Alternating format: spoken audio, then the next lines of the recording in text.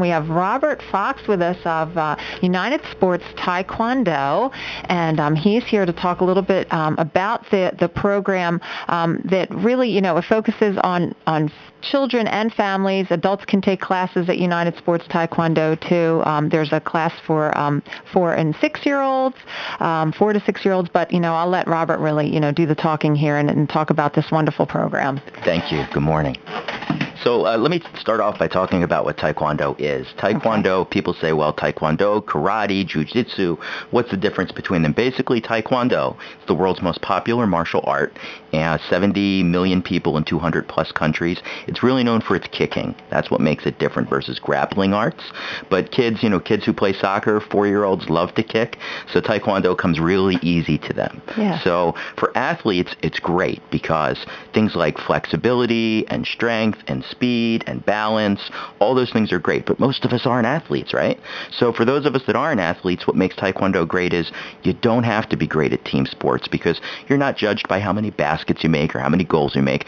You're judged, or I probably shouldn't say judged, your progress, your own progress, how well you improve determines really how far that you go. So it's not about who makes the most baskets or who's the best athletes.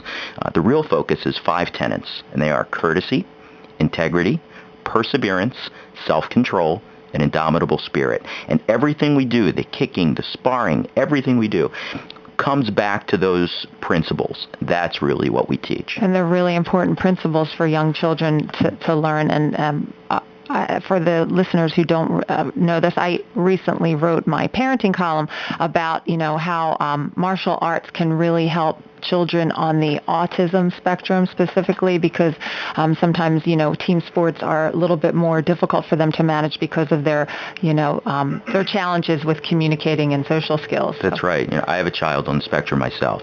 And so I understand. What I like to say is to other parents who have children on the spectrum, I've never walked in your shoes, but I do shop at the same shoe store. Right. So I get it. And there's heartbreak, and they try team sports, and the communication barriers, or they're not as coordinated sometimes, or what have you. Every kid is different. But here, it's about creating competence to build confidence. And when they do that, they shine. The look on their face, anybody's face really, when they break that first board, it's like, wow. And that is the greatest joy of all.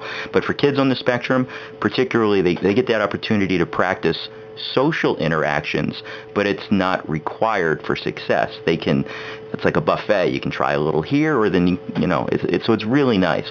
But I found a way, just through my own understanding, to integrate in 9 out of 10 cases. I don't have a special needs program. I integrate the children who are on the spectrum or who have severe ADHD or vestibular problems in with the regular program. And what I found is that the children who are neurotypical, whatever that means, they kind of become big brothers and big sisters to those who need help. So it makes them better. It teaches tolerance and understanding, and it just all works. That's amazing. And, I've been able to witness, the 4 to 6-year-old class, and it's just amazing how you handle these children. And, even the quote-unquote neurotypical children, that is a tough age group to get children to really have control of their bodies and to listen to direction and to really do what you want them to do, and you really do have a gift for that. Thank you so much. And we do something called still drill, and the idea is to try and get the 4 to 6-year-olds to see if they can stand perfectly still. And you go, well, that doesn't sound like fun, but it is, because we try to get them to laugh. So we do all kinds of things to try and get them to move or to laugh, and we have a lot of fun with it. And they stand perfectly still like a statue for a minute or two, trying not to laugh, and they'll suck their cheeks in so they don't laugh. But here's the benefit to that. When they get into kindergarten or first grade and it's circle time, right, they get it. Exactly.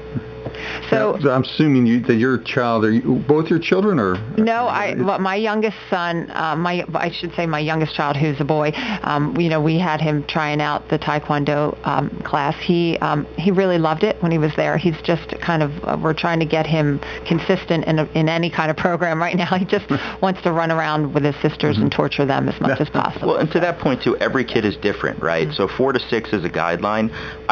My son was not ready at age 4. He just wasn't there yet.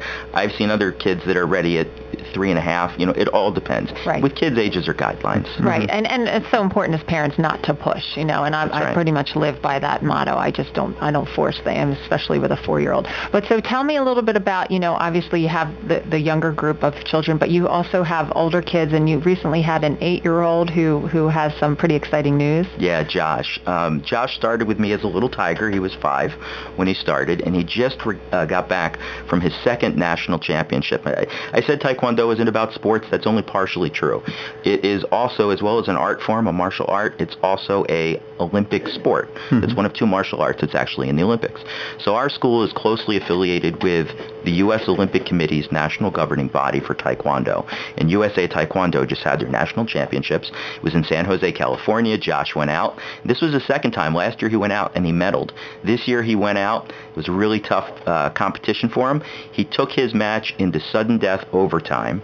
First point wins.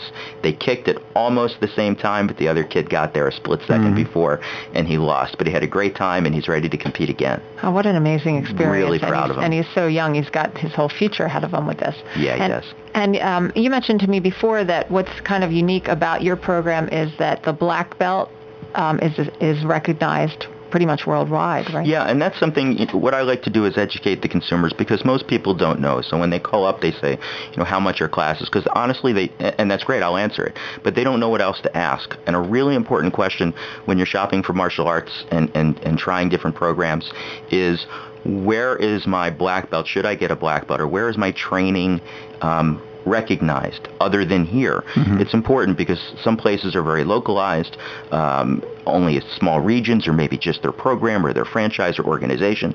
We're affiliated with the World Taekwondo Federation and the Kukiwon, which is the World Taekwondo headquarters in Korea. So anywhere you go, you invest 3-4 years in a program, and then you move out to Cleveland, Ohio, or San Diego, or Belgium, you want to know that your black belt and training is going to be recognized.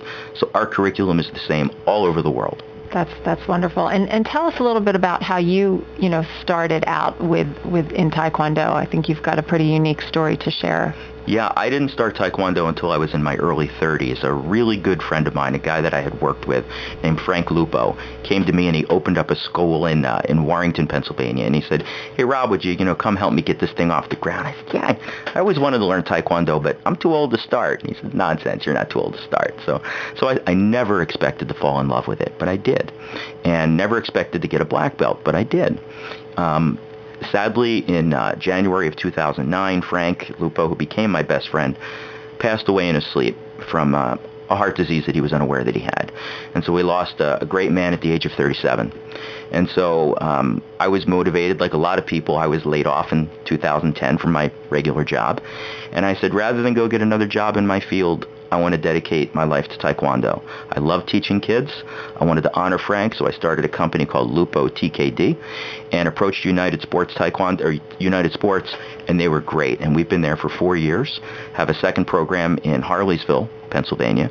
But the one at United Sports in Downingtown is it's just tremendous. What we've built there, the parents, the kids, we do family classes. And that, I think, is one of my favorite parts, because you can't do t-ball with your kids. You can't do gymnastics with your kids. You can't do ballet or dance. Well, you could, but it'd be weird, right?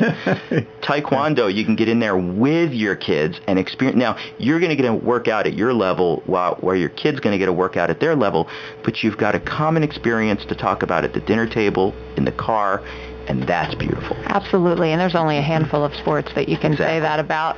Robert, Bill over here. I can't quite see you from where you're sitting, but good morning. And when we were out to visit with you last week, I was impressed. One of the points that you made is some people may go, "Oh, this is just another sport or activity that encourages violence in children," and Taekwondo is the absolute opposite of that, where it encourages kids to avoid violence and confrontation, correct? The greatest gift we can give a child is the confidence to know that he or she can walk away from confrontation on their terms.